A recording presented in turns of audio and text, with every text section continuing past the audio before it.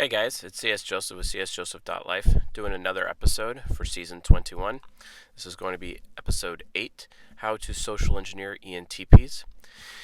I have not been around in a while, haven't done any live streams, and I just haven't been around. There's a lot of reasons for this. Dealing with some stuff in real life, which I'm handling, and also been spending a lot of time with my children recently, especially since it's the holiday season. And today is Christmas Day, after all. And it was great to be able to spend time with my children and whatnot. Also, I got the flu as well, and I'm still coming off of the flu right now, but I am getting better. I probably kind of sound a little raspy or something with my voice, and if that's the case, well, that's why. It's because I have the flu or coming off the flu anyway. So, but yeah, welcome to my car studio. My car is not in motion right now, but I mean, that's just kind of where it's at. And yes, I have my whiteboard. This particular camera is not ideal. It's not my preference because the other camera that I use, you can actually see the entire whiteboard, but this is I mean, this will be fine for now. I'm not really, you don't need to spend as much attention on the whiteboard for this particular example for social engineering ENTPs. Plus, it's like after 5 p.m., so that means the sun's going down. So I got my little trusty flashlight here to make sure that there's some light. And yeah, I don't have very much time these days, and that's why I started the car studio because it's important that I can have, whenever I get the chance to actually film a lecture, I'm going to do it, and be that in my studio that I'm building or the car studio. Had some issues with the GoPro Hero 7. Apparently, you can't charge it and put like a sound equipment inside of it with a 3.5 millimeter without it breaking, because apparently Hero 7s are crap like that.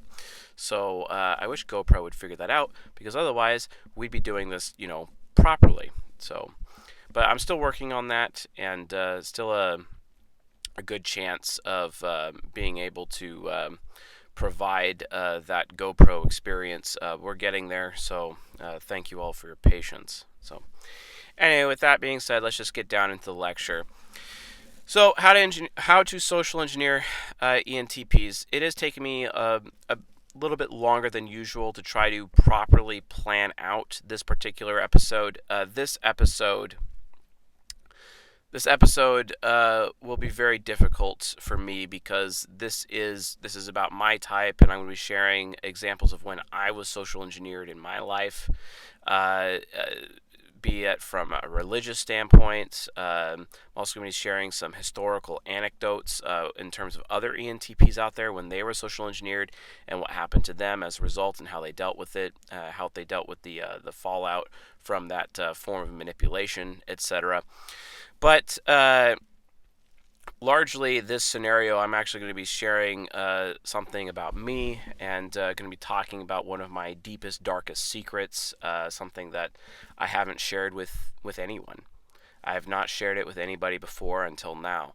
And it's kind of like, it's kind of like up there with like coming out of the closet, basically, in terms of, some of the greatest shame in my life as a result of being social engineered and not really understanding the dynamics of social engineering at that point in time in my life. So, anyway,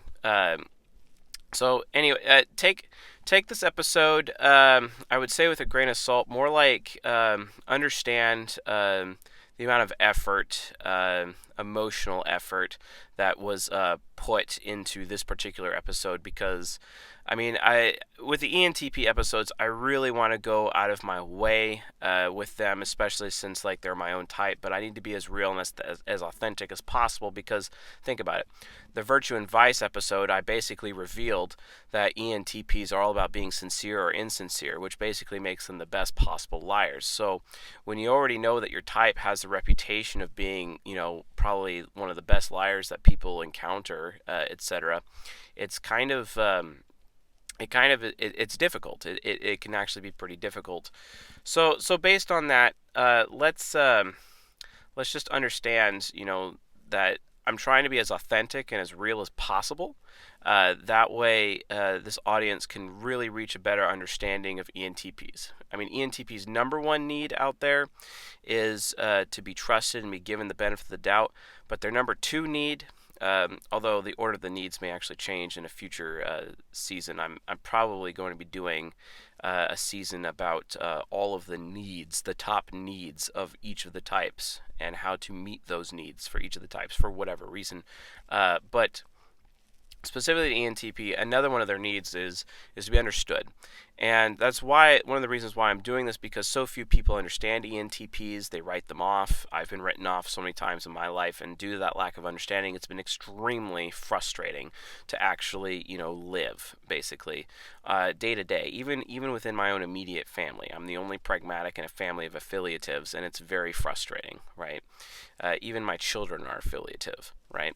So when they're constantly trying to figure out their dad who's just doing what works while everyone else has the social standard of the family doing the right thing because they're affiliative, that's really frustrating because I'm pragmatic, they're affiliative, right? If you need to know more about that, watch season 15 playlist here on the YouTube channel or on the podcast. But be that as it may, understand though that when it comes to social engineering ENTPs, most people think ENTPs can't be manipulated because people see ENTPs as the master manipulator types. And they're not wrong. ENFPs and ENTPs, both of them, are the most manipulative of all of the types. Probably all of the types combined. They're insanely good at it. And don't forget, all social interaction is manipulation, positive or negative. It doesn't matter. All of it is. Literally all. So don't judge ENTPs or ENFPs so harshly on that. There's reasons why they have to wear masks with people, because if they actually just be themselves, no one wants to be around them, much less like them or can suffer them, basically. So instead, they have to pretend to be someone else, wear a mask with each individual human being they come into contact with. It's mostly with ENTPs because of sincerity versus insincerity, but ENFPs do have this sometimes as well, because ENFPs are very afraid of other people thinking that they're stupid, whereas it's more of ENTPs are concerned that other people won't find them valuable, right? So it's a different point of view, but it is necessary to kind of understand. But again, by and large, most people think ENTPs are not so easily manipulated or social engineered, and I'm here to say it's actually insanely easy. It's extremely easy to manipulate and social engineer these people, especially since they've been doing it so long, they just don't see it coming when it happens to them, right? Now, of course, if they're very, very, very experienced in manipulation and social engineering, yeah, sure, typically it would be harder to con them. But sometimes in the long run, it can actually be easier to con the con artist. And since ENPs are like con artists for the most part, it is very important to understand the mechanics of the con and also the mechanics of how to, break into their mind and do with it as you will, basically, and bend the ENP to your will. And that's what this episode is about. This episode is about how to bend an ENTP to your will in a social engineering situation or scenario. So, but yeah, it's very easy. But just remember, from a virtue and vice standpoint, because ENTPs are master liars, they can easily sense that they're being lied to, and they can easily sense when they're being manipulated. So you have to go in a different direction, a complete different direction. And really, you have to use a similar method that we've been using with all of the other social engineering lectures that we've done so far here on CSJ. And that is, you want to make sure that you're emulating, or you actually are, or you're at least putting forward the type that they are most compatible with. And in this particular case, the type that is most compatible with an ENTP is the INTJ type, right? They have the highest compatibility due to cognitive synchronicity. If you don't understand cognitive synchronicity, you need to watch Season 5 here on the YouTube playlist or on the podcast. Season 5 talks about cognitive synchronicity and how the functions together have their own latent compatibilities and incompatibilities, and it shows how extroverted functions are consuming introverted functions. Fair enough. So anyway, but yeah, it's the thing is though is that because ENTPs are master liars and masters at manipulation and narrative, etc., in the same way that ENFPs are, but probably more so because ENTPs understand the truth. I mean, an ENTP mentor of mine once taught me, sometimes the best lies are the ones that you can make come true, or the best lies are the ones that you can mix with the truth so that people can't tell the difference between what is true and what is false. And that's how you're able to get away with your manipulation and your social engineering. And I was taught by this social engineer specifically for that purpose, to social engineer other human beings. So in some kind of simulated undercover game that we were playing to increase our social engineering skills, basically. So, but yeah, like there's so many different kinds of ways to do it, but predominantly the actual method is that you want to emulate INTJ. Why is that? Why do you want to emulate INTJ, which is the highest compatibility with the ENTP? The reason is because you're trying to cause the ENTP to become loyal to you. That's the point. You want the ENTP to become loyal to you, loyal to your cause, willing to sacrifice themselves for your sake. That is, and sacrifice their time, sacrifice their money, sacrifice their thoughts, sacrifice their effort specifically for you. And you could do this by playing upon their faith. And what part of them has faith? Well, if you look at the nice trusty whiteboard right here, we have the ENTP ego right here, and the inferior function right there, the inferior function, that is where their faith is. Introverted sensing is the faith function, is where a person's faith exists, and because it's the inferior function, is where they're insecure, and all you have to do is convince the ENTP to put their faith in you. By putting their faith in you, they are loyal to you, and you have them. You literally have them. And an example, and this is one of my greatest shames in life, an example of me being taken advantage in this way was actually in my very young adulthood. I got involved in this church. It was a church up in Mount Vernon, Washington, and they're doing this particular sermon series and series of lectures, and it was basically all about giving money and if you give 10% of what you own, God's gonna bless you. It's basically you're trading money for blessing is essentially the aspect of the lecture, the sermon series themselves. And they kept on saying, like, give and it shall be given to you. It's the law of the harvest, etc., etc. While there is definitely something to the law of the harvest, as people would claim it was definitely a manipulative tactic to cause people to give money. I ended up putting my faith into that church, into the words that the preacher was saying, and I ended up giving a very, very large sum of money to the church at that point in time, such that my wife at the time, now ex-wife, lost all respect for me. Completely lost all respect for me, that we gave so much and we got completely screwed financially as a result of that. And that also somewhat led into our homelessness which happened shortly thereafter. And it's my fault. It's completely my fault, because I allowed myself to be social engineered. I allowed myself to be manipulated by that preacher, and then to put my faith in the wrong thing.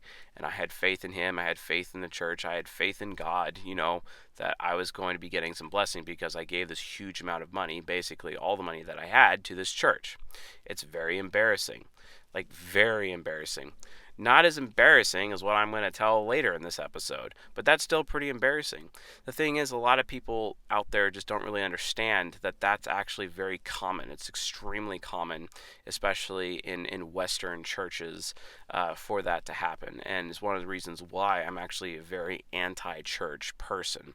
I'm not an anti-spiritual person by any means, but I'm an anti-church person because I maintain that the church system itself is corrupt and not a system that should basically exist further, be allowed to exist further.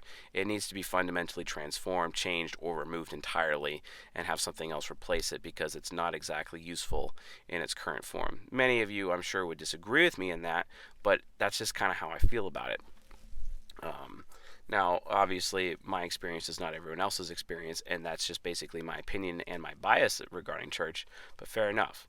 I use biblical concepts all the time because I care about the wisdom that comes, from the Bible as well as other sources. But that doesn't mean I'm trying to sell you on church or sell you on a religion or spirituality of any kind. It's not about that. It's about the facts, right?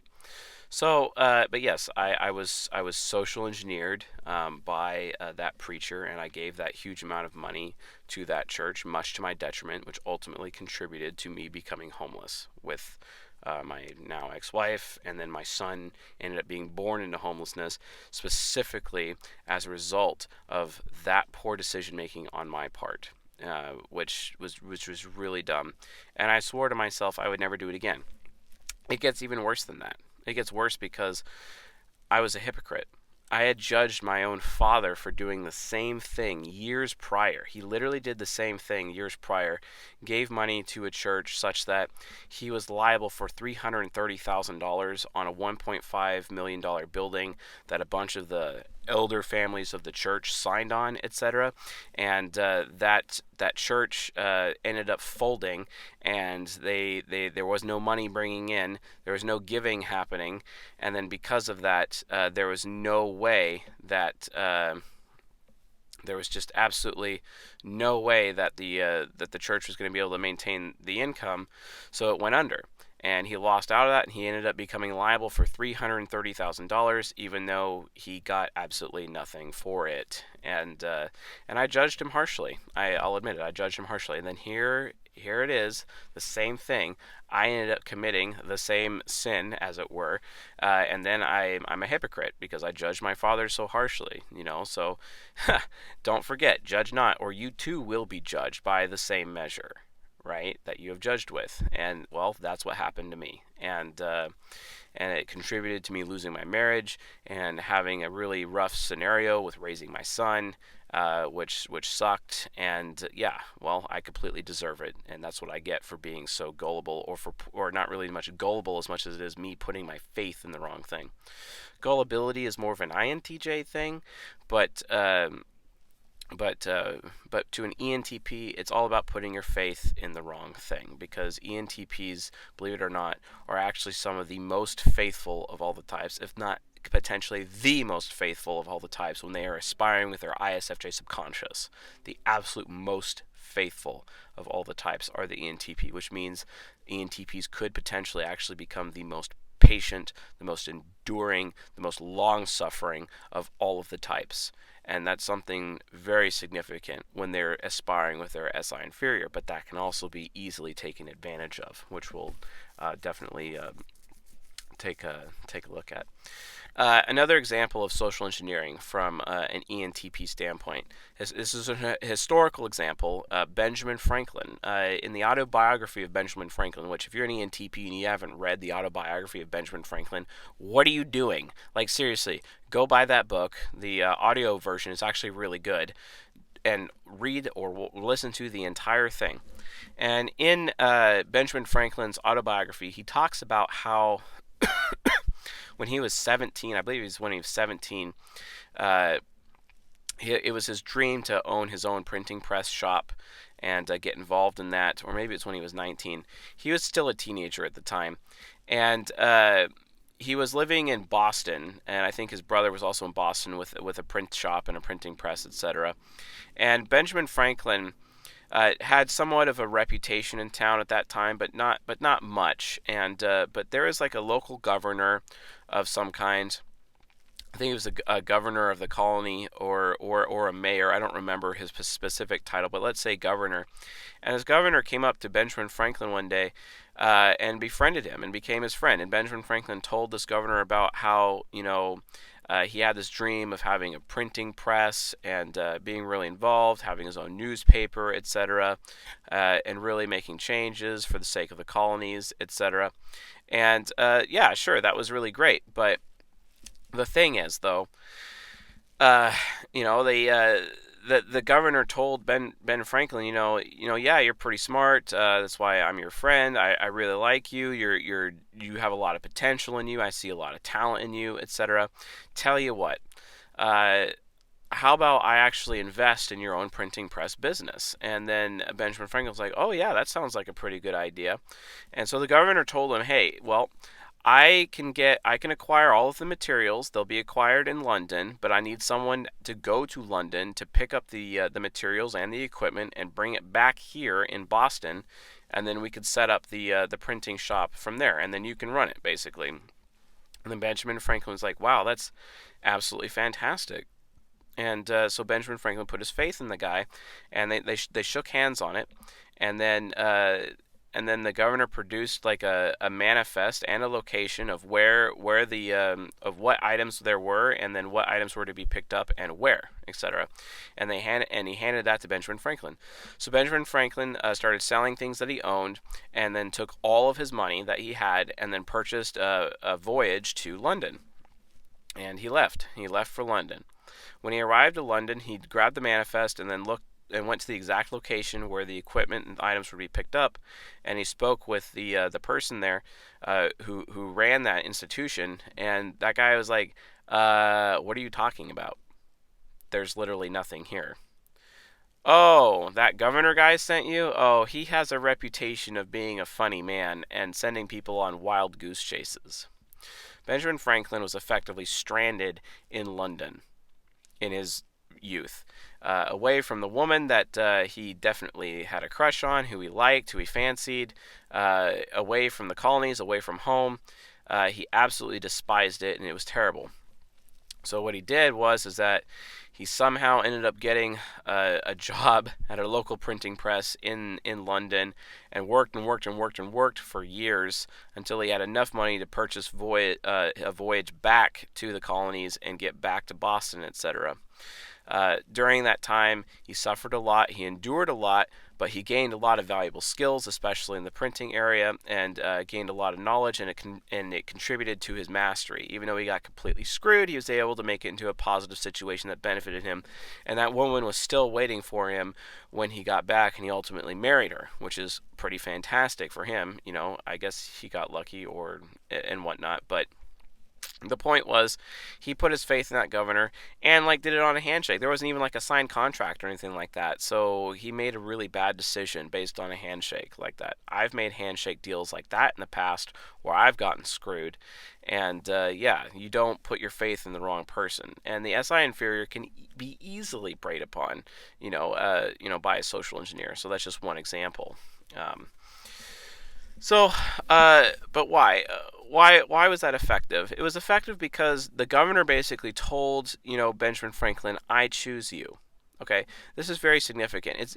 ENTPs are able to put their faith in the wrong thing, put their faith in someone, if that person comes up to him and be like, I choose you, I want you. And the ENTP can literally see the passion in their eyes, basically, if that person saying, I want you, I choose you. Why? Because what it does is it engages their hero function. So right here, the hero function, looking at the hero function, which you can't really see that very well, so let's do that. The hero function is expert intuition of the ENTP, and it's all about what other people want, right? Yes, it's metaphysical awareness, but it's also aware of other people's willpower. And expert intuition hero is all about wanting other people to desire them. I remember one time getting into a fight with my ex-wife, and I'm like, why don't you ever want me? Why don't you want to desire me, right? I remember having that thing. That's because my expert intuition hero was married to somebody who did not want it, because any hero wants other people to want it. It desires other people to, it's trying to be as desirable as possible. It wants others to want it and to seek it out, right? And this governor is like, hey, I've been observing you for a while, so and I'm very impressed by you, so I sought you out, and I'd like to do this printing press thing. And then Benjamin Franklin's like, oh yeah, and then he gets completely screwed and ends up on the other side of the world, alone, stranded. Yeah, see? Don't put your faith in the wrong thing, ENTPs. That could be an issue. So that's just one historical example as to how social engineering works on the part of the ENTP. So anyway, let's actually talk about emulating an INTJ and how that works. So we have the INTJ functions right here. Sorry, the lighting's terrible, but it is what it is, right? Until we get things fixed. And I wanted to at least get an episode out because it's been a while. So INTJ, um, introverted intuition hero, extroverted thinking parent, introverted feeling child, extroverted sensing inferior. And those completely match up all the way across the board with any hero, TI parent, FE child, and SI inferior.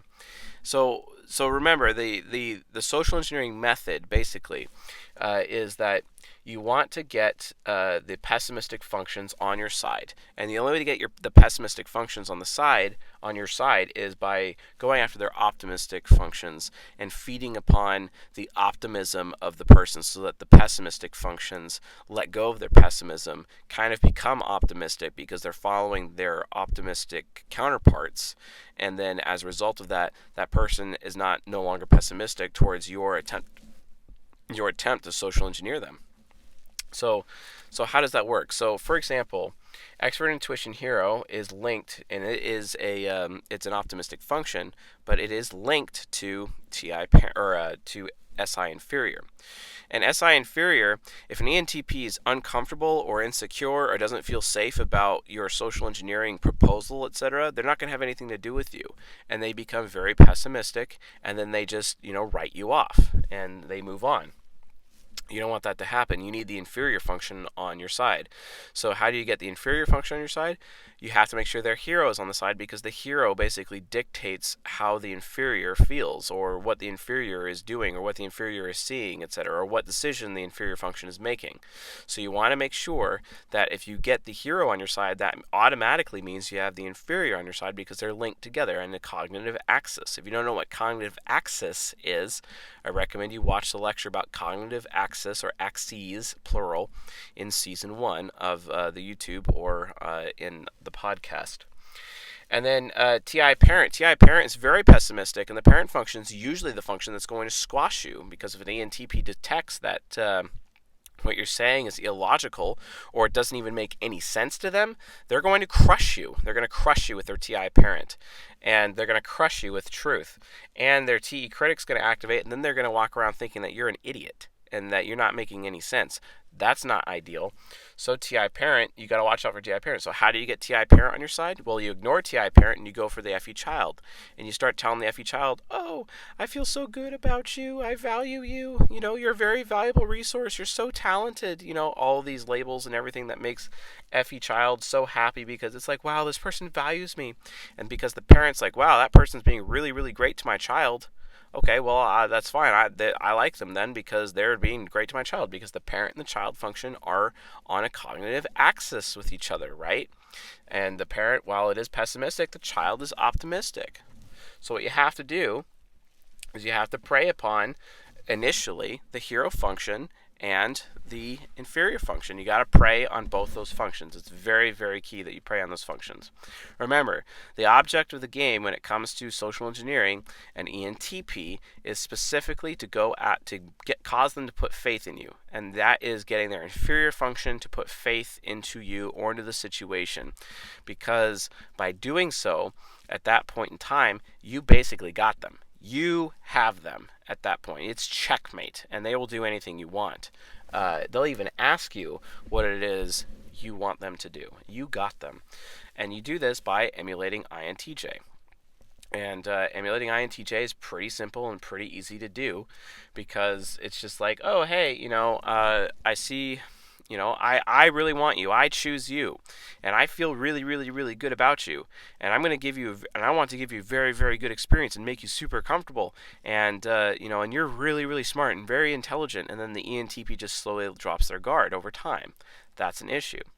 ENTPs who have been manipulated, who have put their faith into things, well, their guard is up. Their guard is up almost all the time. Their ISFJ subconscious consistently has its guard up.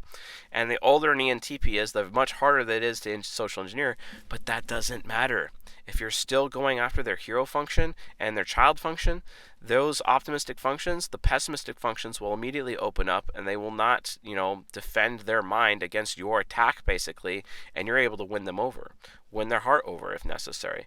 All of those things can be handled. So, anyway, let's talk about tonight's social engineering scenario. And the social engineering scenario that we're going to be using, and also my very deep, dark secret that I'll be revealing as a result of this social engineering scenario, is a social engineering scenario that has happened to me personally. This happened to me personally. It started when I was 5 years old and lasted till I was 14 years old, basically. And the social engineering scenario is sexual abuse. Yes, we're going to be talking about my sexual abuse. I was my sexual abuse started when I was about 5 years old. That's when it first started, and then it lasted until I was about 14. And when I was 14 years old, that was finally the time where I was a freshman in high school, or about to go into high school for the first time. And I remember standing up for myself in front of one of the family members who was sexually abusing me for basically almost a decade, that I wasn't going to have it anymore. And I stood up for myself, and they finally, they backed off, and it was never an issue again. But I had buried all those memories over time, such that it didn't even really come back to me until I was like 21 years old, which was when I first actually told my parents about the situation at 21. And I didn't actually get closure with it until this time last year. So it's been about an interesting thing. It's like 10 years go by, something positive happened as a result of that, and then another 10 years goes by, and then again, okay, finally we have closure on it. But still, it's an issue. It's been rough to deal with, and quite frankly, it's some of the greatest shame in my life. So let's actually talk about the social engineering sexual abuse scenario. So to take advantage of an ENTP in this direction, as I was taking advantage, emulating INTJ, and that INTJ's coming up to the ENTP and be like, hey, I really want you, you've been chosen, etc. And and that SI inferior like basically needs to be groomed, because it needs to be acclimated to feeling secure, feeling comfortable, right? Because at first the SI inferior is going to be skeptical because it's naturally pessimistic, right? So you want to go out of your way to to groom it, basically, as I was. And I was and that happened because they there's like, oh, NI hero, emulated NI hero from the INTJ, and then I really want you, and I felt sought after consistently. There's actually an old it comes from the Song of Solomon. There's an old saying that says, do not awaken love before it's time, right? Why is that significant? Because as a result of these people like coming after me and seeking me, I wasn't used to anyone at that point in time. Of course, I was like 5 years old, but I wasn't exactly the most popular person in kindergarten at the time. But I loved kindergarten. I absolutely loved kindergarten. It was fantastic. A really great experience. I really loved it. I really enjoyed it. But after a while, it the abuse began, and it was great. It was really great to feel wanted, to feel sought after by these people, and something I hadn't really had before, and something that really super appealed to me, and it made me feel secure. Expert Intuition Hero was like, wow, these people want me. These people are seeking after me consistently. And it caused my SI inferior to actually develop some form of loyalty, some sick, twisted loyalty to these people who were literally abusing me. But I didn't know any different, right? See, that's the thing about SI inferior. SI inferior, especially in terms of the ENTP, can really, and it is also technically true for ENPs or ENFPs, but SI inferior really means that they become loyal to their abusers, which means I developed Stockholm Syndrome. Yes, that's correct. I literally developed Stockholm Syndrome. And because as an ENTP, I naturally understand how to lie, right? And keep up lies. I remember lying to my mother, lying to my family, consistently lying over and over and over to anyone that I needed to, and I would be a master of keeping up all the lies, because I would wear a mask specifically with these people, and I would lie about the sexual abuse specifically to protect the abusers all the time. I was loyal to them all the time, and it was our dirty little secret, right? And the abuse continued, and it continued till I was 14 years old, until I finally said no, because until I finally developed enough sense to realize that I was actually being abused.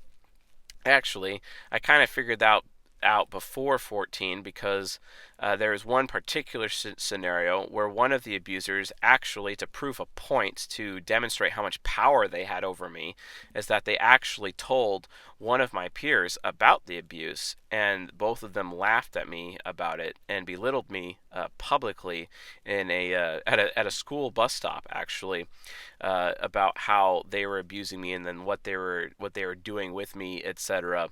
And I was very ashamed and very embarrassed that they did this to me.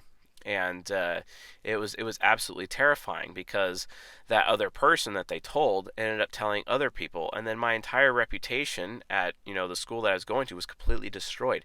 Thank God I went into sixth grade the next year, and the school was doing some gerrymandering at the time with students, so they could maximize the amount of money that they were getting from the state, because that's what schools do. They gerrymander, right? Of course, everyone gerrymanders. If you don't know what that means, look up gerrymandering. Uh, but I was gerrymandered into a different school entirely, with a complete different kids, kids I've never even met before. So luckily, I was able to have some kind of a reputation in there, regardless of the sexual abuse that was happening to me uh, by these family members of mine, and it was rough. Luckily, I was able to get through that, but but to prove a point, later it was essentially blackmail. I'm going to tell other people if you don't, if you don't keep your mouth shut, or if you don't do what I say, etc. Those kinds of things. And just as an example, the potential, like, though things were never really directly said, I understood what was meant. What was being meant by them. I understood the stakes. I understood that my reputation was on the line, and my reputation was already being trashed anyway, because people were talking about me behind my back consistently, especially on the bus that we were riding. And it was absolutely terrible, and it was terrifying, and I really didn't know what to do. And it's not like I could tell my parents about that either, because I was afraid. I was absolutely afraid, and I had put my faith in the wrong people, the wrong persons, as a sexual abuse victim.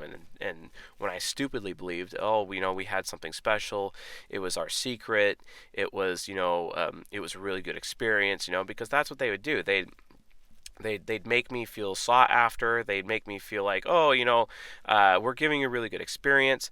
And let me tell you, an SI inferior, especially in a sexual scenario, is definitely lit on fire. I was on fire. I could just feel the passion. I like being burned with their passion, but it really wasn't passion at all. It was just power. Actually, it was a very power thing. Even though to this day, one of them still's like, oh, that's just kid stuff. And I'm like, no, it's not actually. It's not actually kid stuff. Well, the other one, the other person actually admitted to it and took responsibility for it, which I'm very thankful that they did. And so it's just kind of it's just situations like that, right? But Stockholm syndrome is a thing that happens. That's how you know you have the ENTP from a social engineering standpoint. That's how you know you got them, because they will develop Stockholm syndrome. Out of all of the types, ENTPs the most are at high risk of developing Stockholm syndrome, even more so than ENFPs, because of FE child. That's the other thing, because my abusers are like, oh, I value you, I feel really good about you, you're really intelligent, you're really smart, and we want you. So my expert intuition hero was getting hit in a positive way. My FE child's getting hit in a positive way, and it's like, wow, this person values me. That makes my TI parent let down its guard. It's like, oh, you're cool with my child, so that's fine. No need to use the truth against you, etc. No need to verify, especially my child thinking I wasn't actually verifying very much anything. Of course, then again, I also lacked experience. I was naive. So when they're telling me that they want me, my SI inferior lacked the experience that it needed to be able to protect itself. And because of that lack of experience, I didn't know what to do. I didn't know how to react. So I chose to not react, doing the NTP apathy thing, right? Because that's what INTPs do. That's their main go-to, is apathy. But it's a secondary go-to for an ENTP, right? And I went full apathy mode. So that was another big deal as a result of that situation. So it definitely it got worse from there, and but you know, eventually, you know, when I was 14, I finally knew enough about how everything worked and how life worked that I was finally able to be strong enough to defend myself. But for some reason, I was still stupidly loyal to them. I was still stupidly loyal to them that I didn't even tell anyone about it till I was 21 years old. So another 7 years passed before anything was talked about with anybody. It was absolutely ridiculous. Absolutely ridiculous. But that's how loyal the ENTP can get. That's how Stockholm syndrome can take hold of the ENTP. It's completely ridiculous. Um, and you know, and that level of naivete can easily be taken advantage of in a child. This is why, you know, in sexual abuse cases that laws like statutory rape exist, because Stockholm syndrome is definitely something that can develop in young people, in minors, you know, in sexual abuse scenarios, and it's something that has to be, you know, has to be managed and watched out for. Statutory rape laws, statutory rape is a thing because of Stockholm syndrome. Like if that person is SI inferior, if the victim is SI inferior, wow, you know, they'll defend that person. And again, I stupidly defended those people for another 7 years and finally broke my silence. It took that long to heal, and that long to reach understanding, and that long to grow up and realize that that was like not a cool thing. You know, the loyalty runs deep. And let me tell you just how bad the loyalty runs. To this day, I'm 31 years old, but to this day, if I ever have a wet dream, it is always with my abusers.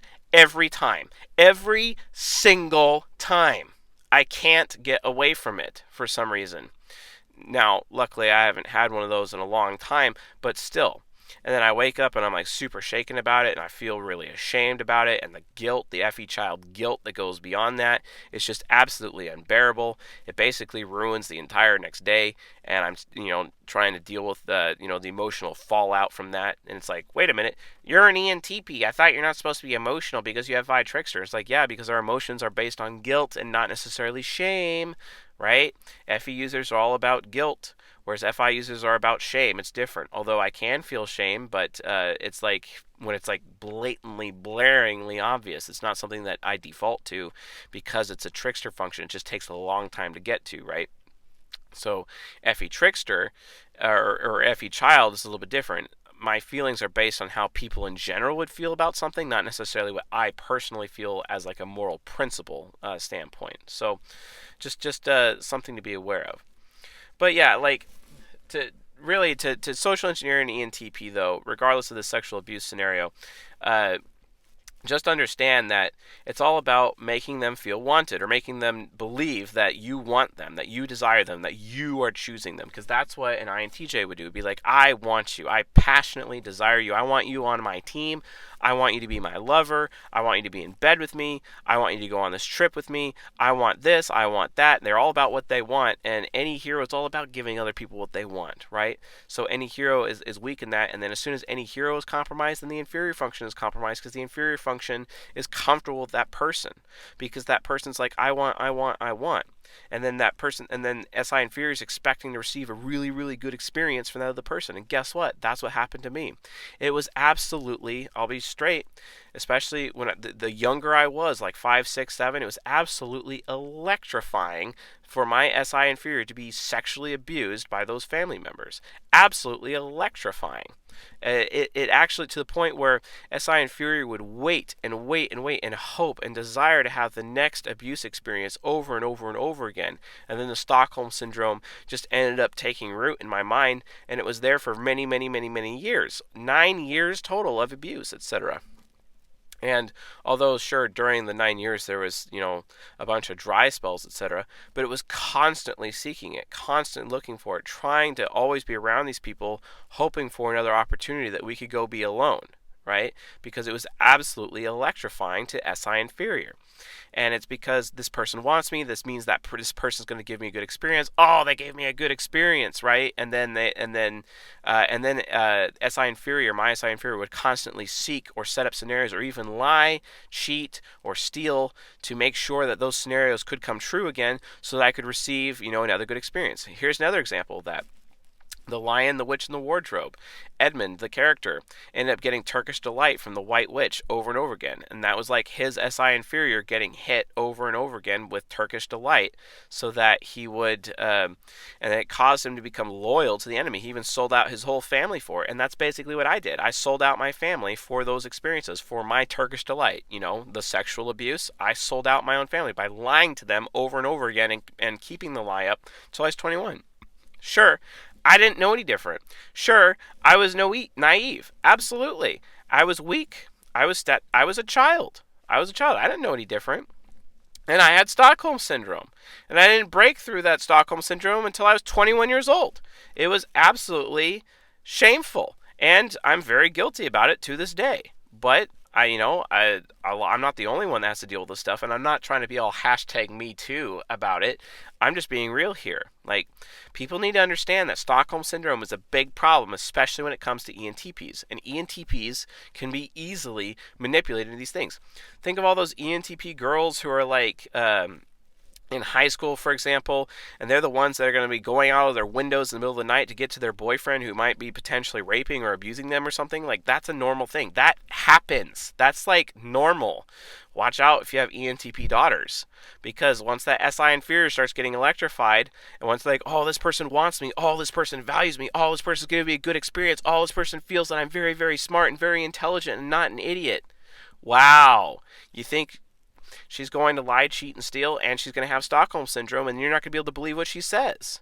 It's hard to believe what an ENTP says by default anyway, because we have this problem where, we're insincere because we're wearing masks for everybody because people can't handle us being normal.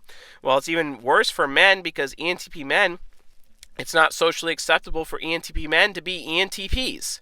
It's more socially acceptable for women to be ENTPs because the ENTP archetype is innately feminine. Right? And people look at ENTP behavior and like, oh, they could easily see how a woman might behave like that way, but like a man? No.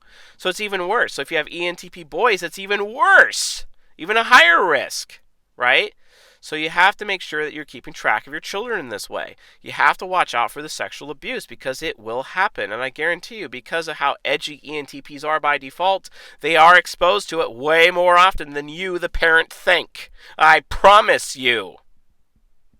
We're very edgy. We live our life on the edge. We are the edge. There is no more edge than an ENTP. So if you think that we're not going to get exposed to those things, you're out of your mind. I don't care how churchy your family is. I really don't care. Mine was some of the most churchy of them all. And look what happened. See what I'm saying? Like, you don't know your children as much as you think you know. Like, humble yourself and truly know them. Learn their type. Understand them. Parent them properly. I beg you. So, in summary, what is the method to social engineering an ENTP? Basically, emulate INTJ. Target the ENTP's optimistic functions in their top 4 slots first. So that would be the hero function and the child function. Tell the hero function that they're wanted, that they're chosen, that they're highly desired, passionately desired.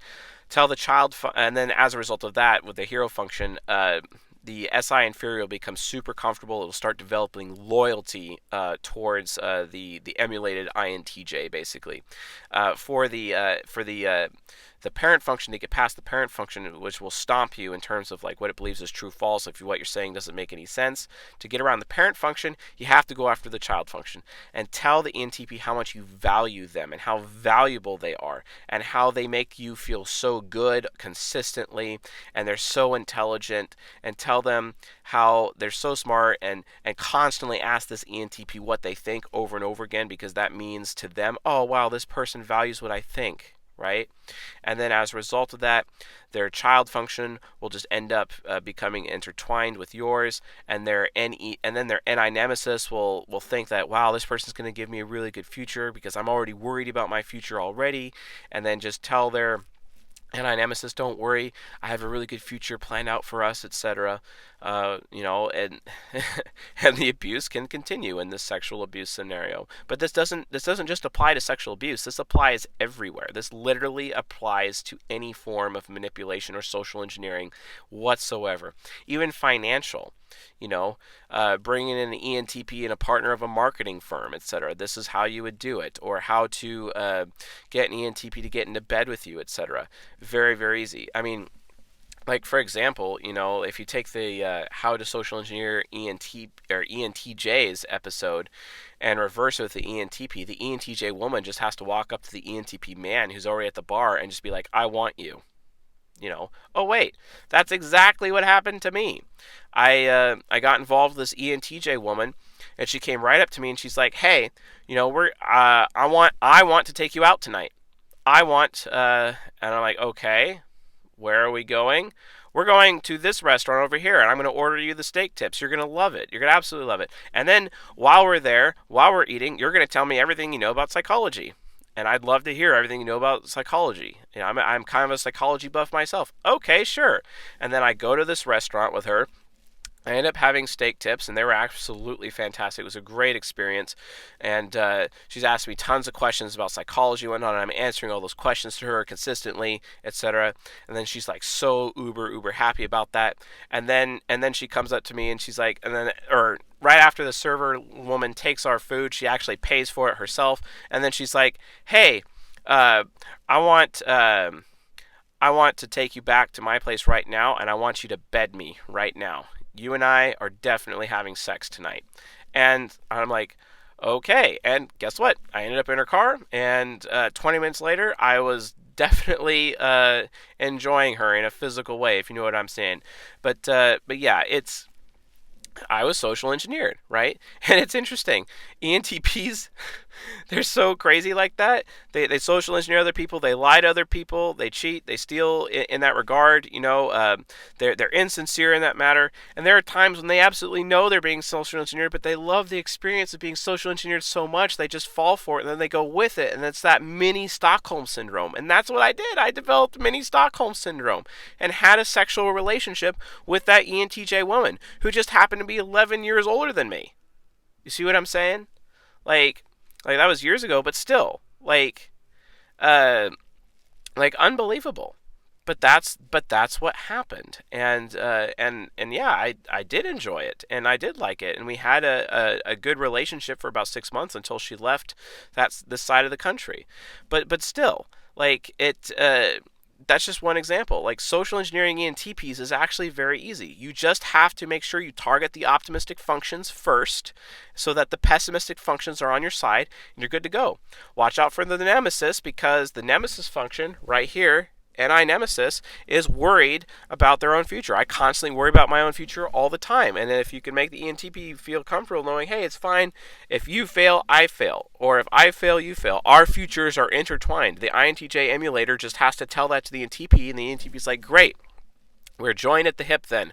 We're good to go. Nothing's going to be wrong, right? We're not going to have like a problem, etc. If I fail, that means you're going to fail, so you're not going to let me fail, right? And then the ENTP feels secure having a relationship with this person, or going along with the manipulation, or going along with the social engineering attack, etc. And then also, as you're emulating INTJ, make sure that you're keeping your facts straight, because if you don't keep your facts straight, TE critic will come into play, and TE critic will take you out. TE critic will be like, well, that person's too stupid, I can't trust them anymore. But as long as you, as the INTJ emulator, have your facts straight, then guess what? The ENTP is not going to feel that you're being, insincere in your own right. Right? They're not going to question your thinking on it. And that continues to serve the purpose of manipulation, etc. Definitely a problem. Definitely something to watch out for. So just be aware of that. So in summary, that's how you social engineer an ENTP. And remember, like from a virtue and vice standpoint, because of how insincere the ENTPs are, if they develop Stockholm syndrome, they will defend the social engineer. They will defend the abuser. They will white knight for them consistently. This even happens in like corporate espionage or espionage in general. If you watch if you read the book Tinker Tailor Soldier Spy, George Smiley, the main character, who could have been an ENTP, I'm not sure because I haven't entirely read the book, but I'm in process. He develops white knights for people. He infiltrates an organization, or infiltrates a nation, or infiltrates this area, and he causes people there, and and develops relationships with them so that they will white knight for him to protect him from any kind of scrutiny. And that's what ENTPs do for the abusers. The abusers are causing the ENTPs to put their faith into the abuser, to be loyal to the abuser, so that the ENTP's ISFJ defender, which is basically like a knight in shining armor, essentially, will white knight for the abuser. So even when an ENTP is being abused, you can't exactly believe what they're telling you. You can't. You have to verify it on your own and prove it to them, because they're so stuck in la-la land that they don't even understand the reality that they're in. I know I didn't when I was being sexually abused, and I defended them. I white knighted for them till I was 21. And the Stockholm Syndrome was there. It wasn't broken until then. And I still develop Stockholm Syndrome to people abusing me every now and then from time to time. I did that with a boss who was abusing me for a long time, and I ended up being loyal to him. There's no reason for me to be loyal to him, right? Or loyal to a woman in a bad relationship, etc., right? Like people see ENTPs as these master manipulators who are not capable of being social engineers themselves. And guess what? That's a complete and total lie. They can be. They're just as weak to social engineering and manipulation as every other human being. If you are human, you are weak to manipulation. It's that simple, guys. It's that simple. So, a final point about social engineering ENTPs. While it is easy to social engineer an ENTP just as much as it is easy to social engineer anybody else, while it is easy, couple things. They'll be loyal to you, the abuser, or you, the social engineer. They will be loyal to whoever's taking advantage of them. They will white knight for them. They'll have Stockholm Syndrome. But if the spell is ever broken, there is no type more vengeful than an ENTP. Let me say that again. There is no type more vengeful, more vindictive than an ENTP. They will burn down your reality. Because if SI Inferior realizes that it's being taken advantage of, and it's made to be uncomfortable and insecure, that SE demon will activate, and it will burn reality to the ground with absolute maximum vengeance. The ISFJ will feel that it's been slighted, it's an injustice, it will pull out its daggers, and it will stab that social engineer repeatedly. So if you're social engineering, if you're not willing to social engineer an ENTP long term, and it's just a short term play, maybe you're just trying to get them into bed with you for one time and you're good to go, that's not going to work. Social engineer ENTPs at your peril. Make sure that you're in it for the long game, because if you're doing a short game, you're going to get screwed, because their vengeance will come out. And let me tell you something. You may think you're safe. Even 20 years later, you may think you're safe. But if your paths cross again and they see an opening, they will take it. Remember, in a combat situation, an ENTP, if you're going to get up close and personal with an ENTP, maybe even bring up fists or whatever, and you're right in the face and the ENTP is caught off guard, in that regard, the ENTP is just going to flee. But then they're going to double back when you're not expecting it, hiding in the shadows, and then as soon as your back is exposed, they're going to get the jump on you and land a death blow. See, that's how ENTPs work, kind of like rogues in World of Warcraft, etc. Super invisible, then out of nowhere, you're ambushed. That's how ENTPs fight. They don't really fight fair. ENTPs fight dirty, because just as Johnny Depp said, playing Captain Jack Sparrow in the Pirates of the Caribbean movie, he said, life is all about what a man can do or what a man can't do, right? Whereas, Orlando Bloom's character, Will Turner, was trying to be a goody-goody about that. And he's like, no, life is not about that. Life is about what a man can do, what a man can't do. The ENTP is going to run, but just wait. Even if it's 20 years later, you will be ambushed, and they will screw you over completely as much as possible. And when ENTPs do that, it's not about, because they have this. Here's another ENTP example. The Riddler from Batman Forever, played by Jim Carrey, who's an ENTP, and he says, if you kill him, they won't learn nothing.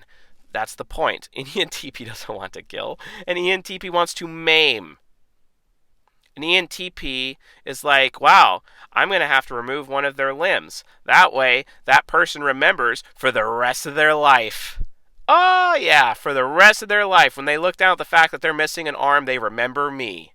And they remember that they are that way, they've been weakened that way, that they don't have that arm anymore because of me for the rest of their life. And that is more joyful and more a better vengeance, a better justice to an ENTP than just simply, killing the person, right? So remember, social engineer ENTPs at your peril. Because if they're slighted, they will never forget it. And when they have the opportunity to screw you over, they will screw you over to the utmost, the absolute utmost, to the last full measure. I tell you the truth. Hell hath no fury than an ENTP scorned. If you found this episode useful, helpful, educational, enlightening, please subscribe to the channel here on YouTube and leave a like and a comment while you're at it. Also, click the bell if you want to receive more notifications for more lectures. Also, subscribe to us on the podcast as well. That would be dope. If you'd like to financially contribute to CSJ and what we're doing here on this channel on the podcast, there are support links below in the description of the lecture here on YouTube and also on the podcast as well. We're about to launch Patreon. I think we're going to have it out this week, etc., and it's going to be absolutely fantastic. If you have any questions regarding ENTPs, leave in the comments below. I read every single comment, and I think I have like 2 weeks of comments I got to catch up on because I'm like back right now, but definitely going to be doing that for sure. Also, join our meetup group. Our meetup group, we're trying to get it so that there's meetup groups nationally that I'll be visiting places throughout the USA. And I think I'm also going to be in Europe this coming next year as well. We're going to have meetups for those locations. I think the next place I'm going to be at is Orlando. I'm also going to be in Monterey and Carmel as well in California. So we'll see how that goes. If you want to get in on our live stream Q&A sessions, please go to the Discord link. That's also in our description below as well. And we'll definitely definitely get into contact with, you'll be able to get in contact with the community and also place your questions in the Q&A channel, and then we will answer your questions on our Q&A live stream. So awesome, guys. It's good to be back. Wanted to do this episode pretty well and just kind of share some of these things and some of the shame in my life, some of the things that I've dealt with, the Stockholm syndrome that I developed, and the guilt and the shame that comes along with it. It's very terrible, but it happens, and it's important to raise awareness that these things do happen and why they happen and what happens psychologically to people when these sort of things happen, so that people can reach a higher understanding of themselves and others, especially in such a way where they can help victims of abuse. I was a victim of abuse, like most people are, in my opinion, and then as a result of that, it's important to understand how we can help each other, get out of that abuse, because, as it is said, the truth will set you free, and we need to get people to stop being afraid of telling the truth and living in truth, like most ENTPs are. ENTPs are very afraid of telling the truth because they're afraid of no one wanting them anymore, no one valuing them anymore, because ENTPs tell the truth, and apparently that's really alienating the people, and that's why ENTPs wear masks. We need to all be okay with telling the truth, even if it hurts each other's feelings, because it's truth that allows us to take those masks off. It is truth that frees us from those lies. So the truth will set you free, and that's why I did this lecture tonight, to share that part of me with you, this audience, because I love this audience very much, and we are definitely on track for changing the world for the better. So with all that being said, I'll see you guys tomorrow. Have a good night.